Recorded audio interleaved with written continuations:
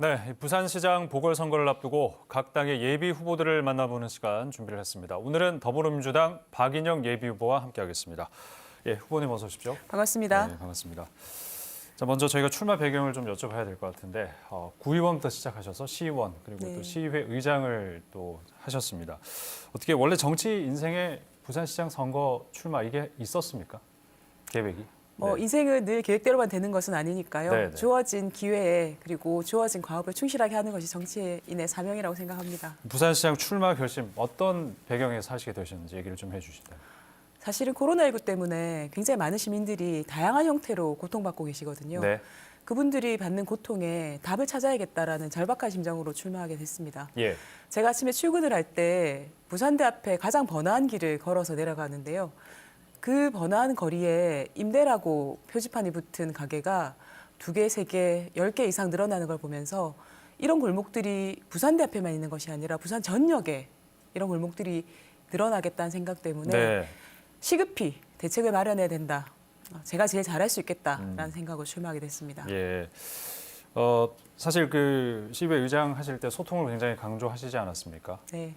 그런데 후보 적합도 여론조사 이런 걸 보면 어떻게 인지도가 좀 만족스럽게 나오시리라고 생각하지는 않는데 어떻습니까? 안타깝습니다. 저희 시의 직원들이 저에게 지어준 별명이 숨든 명이거든요. 숨어 듣는 명곡. 아, 네. 네, 그래서 그 직원들이 하는 말이 전 국민의 애창가요가 되었으면 좋겠다라는 네. 말이었습니다. 저는 시민들이 저를 조금만 더 아신다면 저 사람에게 부산시장을 맡기고 싶다라고 생각하실 거라고 생각하는데요.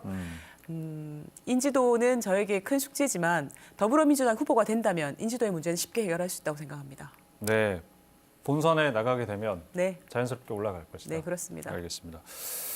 지금 일단 예비 후보로 등록을 하시고 나서부터 좀 강한 발언들을 많이 하고 계십니다. 뭐 여당 후보 내에서 다른 분들에 비해서 좀 이렇게 그런 부분에서는 좀 주목을 많이 받고 계신데 야당 후보를 겨냥한 발언도 있었고요. 특히 박형준 예비 후보 같은 경우에 네. 타겟이 됐었는데 이거는 어떤 박인영 후보만의 전략입니까? 어떻습니까? 저도 전략이었으면 좋겠습니다. 네. 근데 전략이 아니라 정말 화가 납니다. 2가지 이유인데요. 예. 저는 이번 선거가 정말로 코로나19 때문에 힘들어하시는 힘들어진 민생을 가장 우선적으로 다루는 선거일 거라고 생각했습니다. 하지만 저희 당은 코로나19 2차 확산을 염려해서 경선이 조금 늦게 돌입했는데 네. 먼저 출발한 국민의힘이 후보들의 공약을 보니까 사실은 코로나19에 대한 절박함에 대한 얘기보다는 사실은 뜬구름 잡는 얘기를 굉장히 많이 하셔서 이분들이 정말 민생을 아나? 부산을 아나? 이런 좀 화가 나는 마음이 들었고요. 네. 2번째는 제가 부산시의회 의장을 하면서 부산시를 쭉 돌아보니 국민의힘이 정말 부산에 아무것도 한 일이 없고 부산의 경제에 오히려 발목만 잡았다라는 네. 사실을 깨달았습니다. 그 부분에 대해서 화가 나서 화가 난 그대로 말씀드리니까 그 말씀이 다소 강하게 들리는 것 같은데요. 네, 그냥 할 말은 한다라고 받아들여 주시면 고맙겠습니다. 네. 혹시 뭐 당내 평가라든지 그런 게 있었습니까? 그 박인영 후보의 어떤 그런 공세적인 그런 입장에 대해서.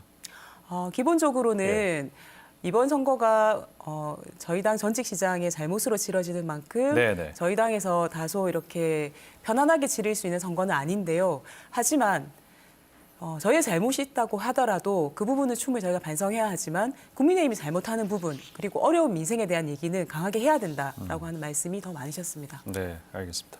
앞서 그 출마 계기를 말씀해 주실 때 코로나19로 문 닫은 많은 가게들을 보고 마음이 아프셨고 그걸 이제 해결하기 위해서 나오셨다고 얘기를 해 주셨는데 지금 이 코로나19가 가져다 준 숙제가 굉장히 지금 많이 네. 있습니다. 뭐 여러 가지 부분이 있는데 어떻습니까? 일단 시장이 된다고 하시면 어떤 부분에서 내가 이걸 좀 보듬고 챙겨보겠다라고 생각하시는 부분이 있으시면 얘기를 해주시죠. 제가 부산시의회 의장 출신이기 때문에 시의 네. 재정을 누구보다 잘 알고 있습니다. 그래서 출마를 결심할 때부터 우리 시의 재정을 어디를 좀 줄여서 어떻게 줄이면 코로나19에 긴급한 민생 자금으로 쓸 수 있을까를 고민 많이 했는데 예. 오늘 오전에 공약을 발표했습니다. 네. 총 3조 원의 예산을 줄여서 코로나를 위한 긴급 민생 자금으로 투입하겠다라는 계획을 구체적으로 말씀드렸고요. 네. 그 부분에도 많은 관심을 가져주시기를 당부드립니다. 부산시 예산이 한 10조 원 좀 넘지 않습니까? 한 12, 3조 원 되지 네, 않습니까? 12조에서 그렇죠. 그리고 연말이 이제 예. 추경을 하게 되면 15조까지 올라가게 됩니다. 그러면 그 3조 원은 구체적으로 어디를 줄인다는 말씀이신 겁니까? 첫 번째로는 시급하지 않은 사업들은 좀 정리를 할 생각이고요. 두 네. 번째는 올해 집행은 하지만 그 재정의 지금 연도를 올 안에 안 해도 되는 예산들이 있고요. 네. 그리고 우리가 기존 가지고 있는 기금이나 이런 부분들을 용도를 좀 전환하는 부분이 있고 그리고 예. 공유재산을 매각해서 만드는 부분도 있습니다. 네, 네. 여기에 대한 구체적인 수치까지 다 계획을 수립한 상태고요. 3조 원은 충분히 절감이 가능하다라는 결론에 이르렀습니다. 예. 뭐 이재명 경기도지사 같은 어떤 그런 통 큰 지원 그런 건 없으십니까? 계획으로? 통큰 지원이라고 하면 네. 보편적 복지를 말씀하시는 네. 것 같은데요. 물론 보편적 복지에 대한 논의도 시작해야 된다라고 생각을 합니다. 하지만 지금은 우리가 관광이나 특히 문화 콘텐츠 사업 같이 지금 지원하지 않으면 뿌리가 뽑히는 사업들이 있습니다. 그게 부산에 좀 특화된 사업이긴 네, 하고요. 그렇습니다. 네. 그리고 이 시기가 지나면 다시 창업을 하거나 하는 가능성이 있는 사업도 있지만 이 시기를 놓치면 인프라, 인력 또는 콘텐츠들이 무로 돌아가서 네. 회생이 불가능한 사업들이 있습니다. 그 사업들 지원해야 된다고 먼저 좀 생각하고요. 챙기겠다. 네. 예, 알겠습니다. 그 가덕 신공항 건설에 대해서 뭐 민주당은 당연히 지지를 해왔고 국민의힘도 최근에 입장 변화가 있었습니다. 그 당 지도부의 입장 변화가 있었는데 어떻습니까? 그 가덕 신공항 특별법 이 통과가 사실은 민주당에서는 좀 선거의 어떤 핵심 전략 뭐 이렇게도 좀 볼 수 있을 것 같은데 국민의힘까지 이렇게 찬성을 해버리면 어떤 전략상 우위가 좀 희석되는 것이 아니냐 이렇게 얘기를 한다면 어떻게 답을 하시겠습니까? 가덕 신공항은 목표가 아닙니다. 저희가 가덕 신공항을 만들겠다고 한 이유가 공항 하나 짓자고 시작한 일이 아니지 않습니까? 네. 결국은 수도권에 대응하는 불경의 새로운 경제축을 만들어서 수도권 일극주의를 극복하고 그리고 대한민국 경제를 오히려 불경이 끌고 갈 수 있는 새로운 지방시대를 열겠다라고 하는 게 가덕 신공항의 목표입니다. 네네. 더불어민주당의 가덕 신공항 계획은 이런 그 수도권에 대응하는 새로운 지방의 발전축을 만들겠다라는 것까지 이미 나아가 있기 때문에 예. 저는 국민의힘이 그것까지 따라오려면 굉장히 숨찰 거다라고 생각을 합니다.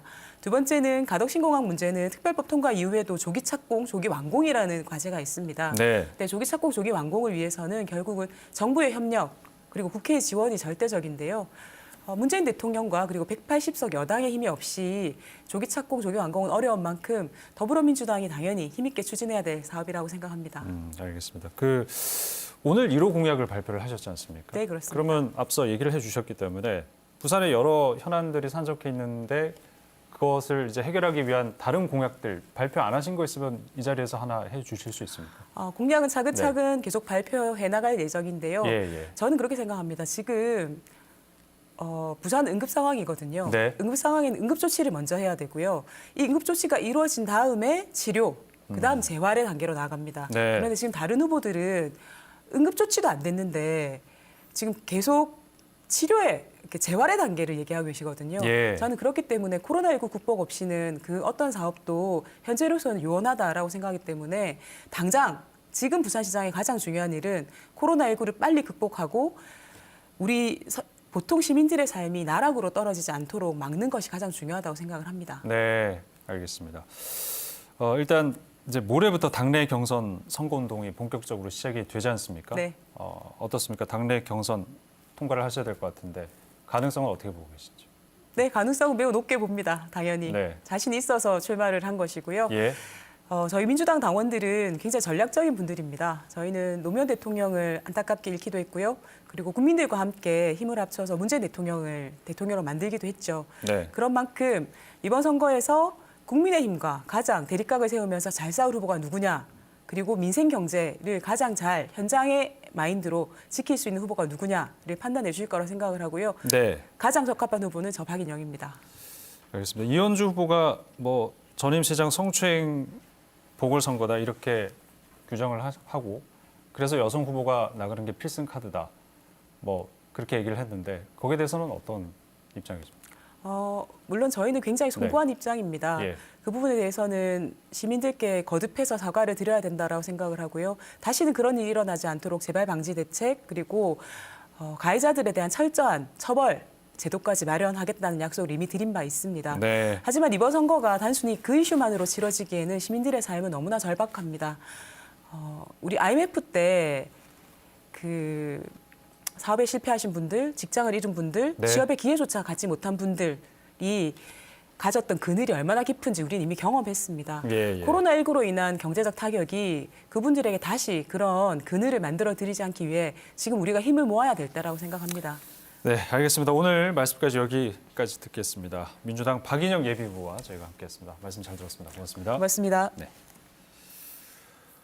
네, 내일은 진보당 노정현 예비후보와 함께하겠습니다.